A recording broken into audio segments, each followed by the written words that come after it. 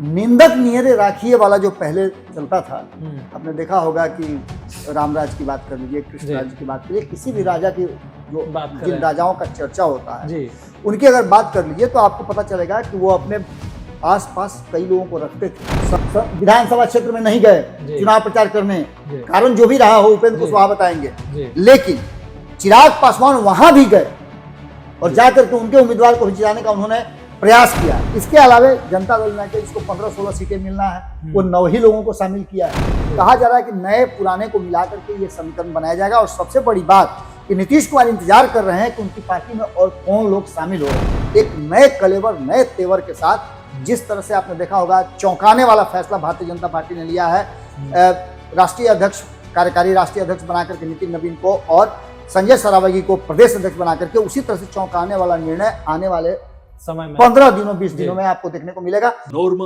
Group, जो सोचता है वो करता है, आपके अपने सपनों का आशियाना। नमस्कार, भारत लाइव देख रहे हैं आप और यह है हमारा खास कार्यक्रम स्पेशल स्टोरी। बात करें बिहार के राजनीति की तो अभी हर तरफ जो चर्चा चल रही है वो नीतीश कुमार की ही चल रही है, क्योंकि एक तरफ विपक्षी दल है वो कहना छोड़ नहीं रहे हैं कि हमारे पास नीतीश कुमार वापस आएंगे, और दूसरी तरफ जो है एनडीए गठबंधन के जो भी नेता वो कह रहे हैं कि एनडीए में सब कुछ ठीक ठाक है। लेकिन बात करें इस खबर में नीतीश कुमार की, जहां नीतीश कुमार मंत्रिमंडल विस्तार पर उनका जो है वो हरा झंडा जो है वो लग गया है, यानी कि अब चर्चा में बना हुआ है कि उनकी जो मंत्रिमंडल विस्तार है उस पर हरी झंडी हो चुकी है और नया और पुराना चेहरा का जो समीकरण है वो भी बनकर तैयार हो चुका है। इस सारे मुद्दों को लेकर हम यहाँ पे आए हैं, हमारे साथ बाबा बैठे हुए हैं। बाबा, ये नीतीश कुमार जो मंत्रिमंडल का विस्तार के इसमें क्या क्या खास है इस बार? देखिए, आपने जो बात कही है वो नीतीश कुमार के मंत्रिमंडल विस्तार से जुड़ा हुआ है और नीतीश कुमार के मंत्रिमंडल विस्तार को लेकर के चर्चाएं तो शुरू हो ही गई है दिल्ली से उनके लौटने के बाद। लेकिन जब गठबंधन की कोई भी राजनीति होती है और गठबंधन की सरकार होती है तो उसमें बहुत सारी चीजों पर बहुत गंभीरता से विचार करना होता है, वरना गठबंधन पर असर पड़ने के आसार नजर आते हैं। और इसकी शुरुआत लगभग हो चुकी है। जिस तरह का माहौल आपने देखा होगा कि जीतन राम मांझी और उपेंद्र कुशवाहा के बीच में चल रहा है, उसे देख करके आपको साफ लग रहा होगा। बिल्कुल। और आज के समय में आपको एक बात पता है कि नहीं, पॉलिटिशियंस समझते हैं कि उनसे ज्यादा बुद्धिमान कोई है ही नहीं। निंदक नियरे राखिए वाला जो पहले चलता था, आपने देखा होगा कि रामराज की बात कर लीजिए, कृष्णराज की बात करिए, किसी भी राजा की जो जिन राजाओं का चर्चा होता है उनकी अगर बात कर लीजिए तो आपको पता चलेगा कि वो अपने आसपास कई लोगों को रखते थे, सबकी बात सुनते थे, करते थे वो जरूर थे सबको सोच समझ करके, लेकिन अंततः सुनना सबको चाहते थे। और खास करके अगर आपके मन लायक बात कोई बोलता हो तो आपका सबसे बड़ा जो विरोधी है वो होता है, क्योंकि आपकी गलतियों पर भी वो आपको इशारा नहीं करता है और वहीं से आपके पतन का कारण शुरू होता है। विपक्ष आज जिस जगह पर है उस जगह पर क्यों है, उसके पीछे का कारण है कि उसने अपने लोगों के, अपने बगल में जो उनके चरण चाटन करने वाले लोग हैं, जो उनका गुणगान करने वाले हैं, उन लोगों को रखा। हमारे यहाँ कहा भी गया है कि सचिव वैद्य गुरु तीन जो प्रिय बोल ही भयास, राज धर्म तर तीन को कोई बेग ही नाश। मतलब बड़े बड़े राजाओं का नाश इसी बात पर हुआ है कि वो अपने लोगों के अच्छी बातों को सुने हैं, बुरी बातों पर रिएक्ट किए हैं। रावण भी यही नहीं सुन पा रहा था। मंदोदरी लगातार कह रही थी कि सीता लौटा दीजिए ना, विभीषण लगातार कह रहे थे कि सीता लौटा दीजिए ना, लेकिन वो कहा कि नहीं नहीं लौटाएंगे। अहंकार था उसको। और लोग कहते कैसे लौटा दीजिएगा, एकदम नहीं लौटाना है, दिखा देना है राम को औकात। वही इनको खा गया। अहम जो है बहुत बुरा होता है और जो नजर आ रहा है खास करके गठबंधन की राजनीति में आपको फ्लेक्सिबल होना पड़ता है, बातें सुननी पड़ती है। हम लोग भी जो खबरें करते हैं हम लोग हवा में तो करते नहीं, बिल्कुल निश्चित रूप से हमारे पास कहीं से इनपुट है तभी तो हम खबर करते हैं। तो जिस तरह का मांझी और उपेंद्र कुशवाहा के बीच में चल रहा है, जिस तरह से चिराग पासवान बिल्कुल शांत पड़े हुए हैं, उनके जीजा जी ने साफ 2 शब्दों में कह दिया है, 2 टुक में आप हमारी तुलना अपने से क्यों करते हैं, हमारे आपके बीच में कहीं कोई है ही नहीं, आपका रास्ता अलग, मेरा रास्ता अलग, मेरा टाई अप एनडीए गठबंधन से आपको गिफ्ट में मिल रहा है, तो आप मेरी तुलना क्यों कर रहे हैं। बिल्कुल। अब ऐसी स्थिति में गठबंधन के जितने भी साथी हैं, आज इन्हीं लोगों के चलते चिराग पासवान को भी फ्लेक्सिबल होना पड़ा है। गठबंधन को बचाने के लिए चिराग पासवान ने शुरू से, जब गठबंधन में सीट शेयरिंग नहीं हुआ था तब से लगातार वो इस बात को कह रहे हैं कि मैं सिर्फ अपनी पार्टी के उम्मीदवारों के टिकट सीट पे नहीं बल्कि मैं 243 सीटों पे चुनाव लड़ूंगा और उन्होंने लड़ के दिखाया भी। बिल्कुल।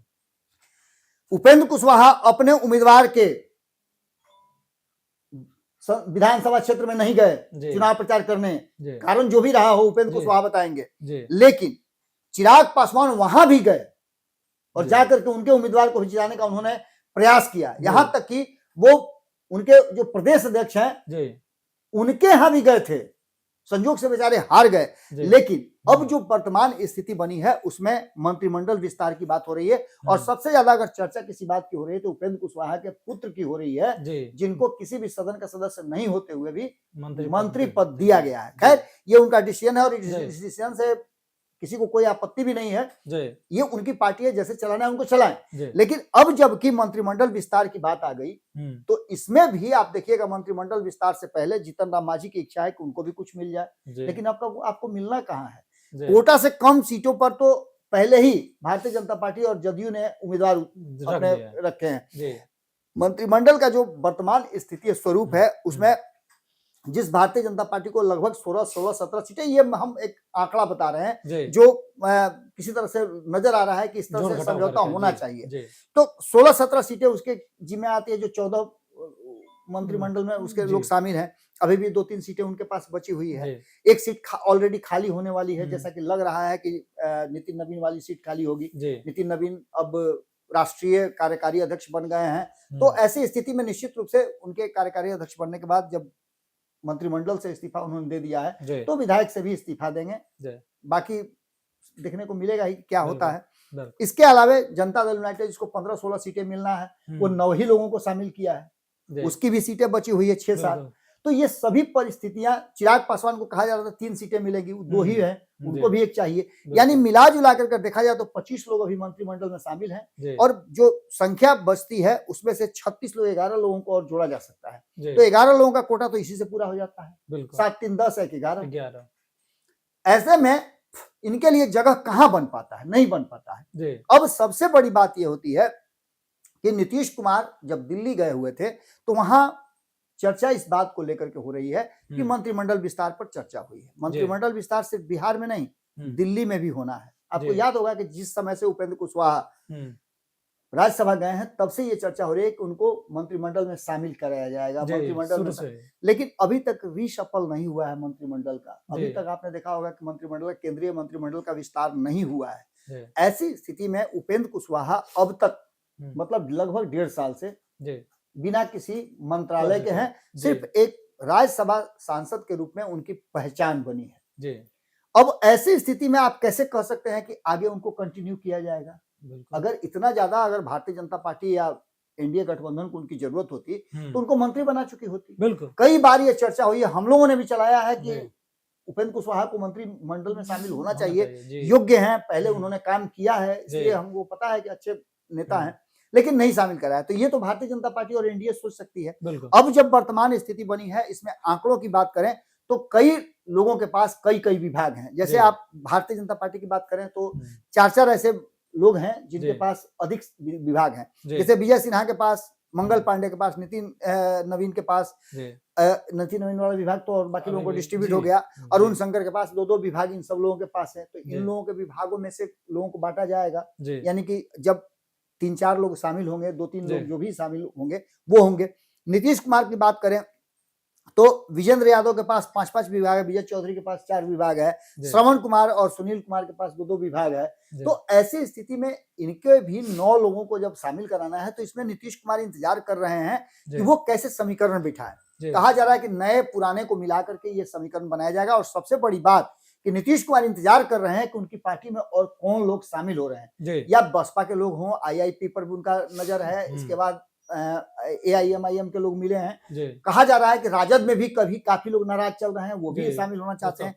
तो ये सभी परिस्थितियों को देखते हुए कहीं ना कहीं शामिल कराने की बात की जा रही है। उसके साथ साथ नीतीश कुमार के मंत्रिमंडल में जातीय समीकरण में भी कुछ अभाव नजर आ रहा है, कुशवाहा नहीं है, अति पिछड़ा को उसमें जगह देना है, सवर्णों को उसमें स्थान देना है, इन सभी बातों को किया जा रहा है। इसके बाद कई लोग जो अच्छा काम किए थे पिछले मंत्रिमंडल में, उसकी भी चर्चा दिल्ली में हुई है। नीतीश कुमार ने कई लोगों का नाम लिया है कि इन लोगों को मंत्रिमंडल में शामिल करना होगा, चाहे वो किसी भी दल के हों, लेकिन मंत्रिमंडल में उनका होना आवश्यक है। इसको लेकर कई लोगों के नाम कहे हैं, हालांकि डिस्क्लोज नहीं हुआ और हम भी डिस्क्लोज नहीं करेंगे, ये इंटरनल बातें हैं। लेकिन कई पुराने लोग जो हैं नीतीश मंत्रिमंडल में, पिछली सरकार में जो मंत्री थे, उन लोगों पर भी दाव लगाया गया है। ऐसे में सीधी सीधी बात है कि नीतीश कुमार ने 2-3 बातों पर जो गहरा अध्ययन करके और जिस तरह से दिल्ली में बातचीत किया है, उसमें से जो बातें नजर आ रही हैं, उसमें से पहली बात तो ये हुई है कि दोनों पार्टियां, जो बड़ी पार्टियां हैं, पांचों को लेकर के एक साथ चलेंगी। बंगाल चुनाव पर चर्चा हुई है, जिसकी हमने पहले भी खबर की है। इसके बाद इस लिस्ट को हरी झंडी मिल गई है कि बिहार में मंत्रिमंडल का विस्तार होगा और साथ साथ खरमास बीतने के बाद जो मंत्रिमंडल का विस्तार है केंद्र में भी होगा, यानी मोदी मंत्रिमंडल और नीतीश मंत्रिमंडल दोनों में विस्तार होगा। इसमें लोगों को सामने रखा जाएगा, नए पुराने चेहरों का समीकरण और जातीय समीकरण बैठाया जाएगा। इसके साथ साथ बिहार को प्राथमिकता के आधार पर उसके जो केंद्रांश हैं, केंद्र से मिलने वाला पैसा है, उसको जल्दी डिस्पर्स किया जाए। योजनाओं पर नीतीश कुमार विशेष फोकस है, इसको भी ध्यान में रखा गया है। यानी घुमा फिरा कर देखा जाए तो कहीं ना कहीं एक नए कलेवर, नए तेवर के साथ, जिस तरह से आपने देखा होगा चौंकाने वाला फैसला भारतीय जनता पार्टी ने लिया है, राष्ट्रीय अध्यक्ष, कार्यकारी राष्ट्रीय अध्यक्ष बनाकर के नितिन नवीन को और संजय सरावगी को प्रदेश अध्यक्ष बनाकर के, उसी तरह से चौंकाने वाला निर्णय आने वाले समय में 15 दिनों 20 दिनों में आपको देखने को मिलेगा।